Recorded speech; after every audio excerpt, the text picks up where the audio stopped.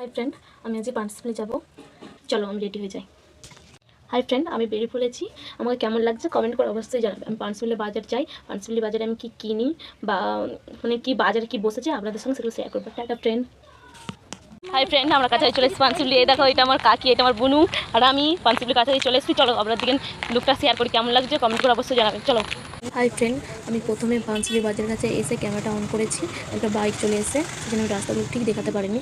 তারপরে একটা ফোনের দোকান দেখি না খোলা আছে। তারপরে বাঁ সাইড ডান সাইড সব দোকান খোলা আছে, খাবারদানি খোলা আছে, মিষ্টির দোকানগুলো খোলা আছে। আর রাস্তার সাইডে বাঁ সাইডে ডান সাইডে লোক যাতায়াত করছে আর ভিড়ও হয়েছে খুব। আর পানশিপালির বাজারেতেও আপনারা দেখতে পাচ্ছেন ভিড়টা মোটামুটি খুবই হয়েছে।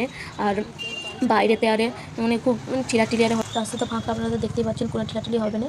এবার তো দোকানদারেরও খোলা আছে, জুতোর দোকানের সব খোলা আছে। আমরা বাজারের কাছে চলে গেছি। আপনারা তো দেখতেই পাচ্ছেন সবুজ সবুজ সবজি। আর আমি বাজারের ভিতরে ঢুকিনি, পুরোটা যাইনি। সামনে যেগুলো দেখতে পাচ্ছি আমি, সেগুলো ভিডিওর মধ্যে দেখে দিয়েছি। আর বাচ্চাকে নিয়ে গিয়েছিলাম, কাকিমা বাজার করছিল আর আমি বুনিকে নিয়ে বাইরে দাঁড়িয়েছিলাম। তো কাকিমার বাজারে যেতে বাড়ি চলে এসেছি।